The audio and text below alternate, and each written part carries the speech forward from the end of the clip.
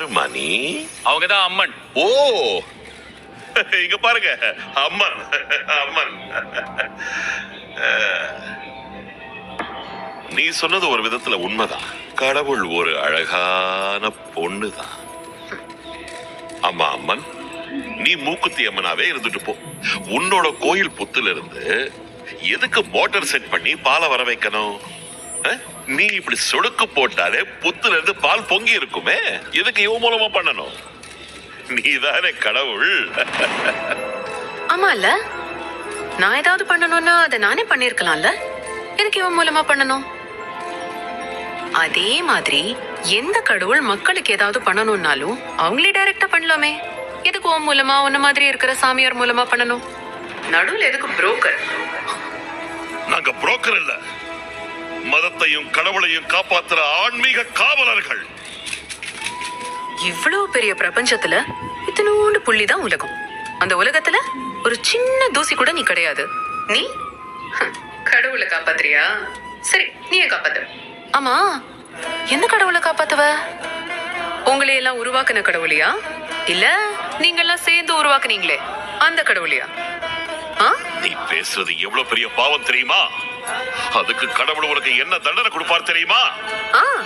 நல்லா தெரியும். நீங்க உருவாக்குன கடவுள் தானே, உங்க கடவுள் தானே. இத செஞ்சா பாவம், அதை செஞ்சா பாவம், இந்த பாவத்துக்கு அந்த பரிகாரம், அந்த பாவத்துக்கு இந்த தண்டனைன்னு எதுக்கு எடுத்தாலும் பயம் பயம் பயம்னு பயத்தை வச்சுதானே உங்க கடவுள் ஓட்டிட்டு இருக்காரு. பணக்காரங்களை சீக்கிரம் பாப்பாரு, ஏழைங்களை கியூல நிக்க வைப்பாரு, கொலை கொள்ள பண்ணவங்களுக்கு கூட விஐபி தரிசனம் கொடுப்பாரு. கொஞ்சம் காசு கொடுத்தா போதும், பாவத்தை ஈஸியா மன்னிச்சிருவார்ல. இதானே உங்க கடவுள். போதும், உங்கள மாதிரி ஆளுங்க கடவுளை காப்பாத்தினது போதும். அவரே காப்பாத்திக்குவாரு.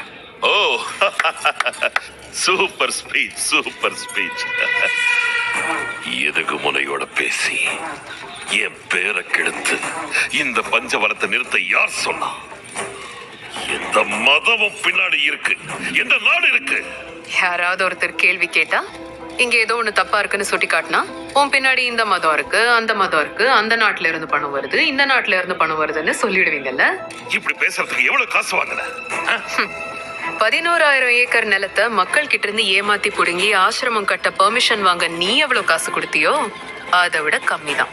என்ன நினைச்சிட்டு இருக்க நீ? இஷ்டத்துக்கு பேசுற. அவரை பத்தி என்ன தெரியும் உனக்கு? எனக்கு தெரியறது இருக்கட்டும், உங்களுக்கு என்ன தெரியும் இவரை பத்தி? குடும்பத்தை சமாளிக்க முடியல, ரொம்ப கஷ்டமா இருக்குன்னு தானே இவர்கிட்ட போனீங்க. குடும்பத்தை விட்டுட்டு வாடா, அதுதான் உனக்கு சரியான வழின்னு இவர் சொல்லும் போது, அப்போ நீ ஏண்டா உன் குடும்பத்தை விட்டுட்டு வரலன்னு கேட்கணும் தோணல உங்களுக்கு? உங்க எல்லாருக்கும் என்ன தெரியும் இந்த சாமியார்களை பத்தி? ஒரு சாமியாரியா மெடிக்கல் காலேஜ் திறக்கணும், ஒரு சாமியாரியா எலெக்ஷன்ல நிக்கணும், சாமியாரியா ஷாம்பு விற்கணும், சாமியாரியா சாம்பார் பொடி விற்கணும், சாமியாரியா விற்கணும். இத பண்ணா அதை பண்ணுவேன், அதை பண்ணா இதை பண்ணுவேன்னு உங்ககிட்ட பேரம் பேசுறவன் வியாபாரி. அந்த வியாபாரத்துக்கு உங்க பயம்தான் மூலதனம். அந்த பயத்தை முதல்ல தூர போடுங்க. பயத்துல சாமி கும்பிடாதீங்க, நம்பிக்கையில கும்பிடுங்க. உங்களை உருவாக்குன கடவுளுக்கு உங்ககிட்ட இருந்து எதுவுமே தேவையில்லை. உங்க பிரச்சனையை கடவுள்கிட்ட டைரக்டா சொல்லுங்க, அவங்களுக்கு கேட்கும், அவங்க உங்ககிட்ட பேசுவாங்க. இந்த மாதிரி ஆளுங்க கிட்டே கடவுள் பேசும்போது ஏன் உங்ககிட்ட பேச மாட்டாங்க?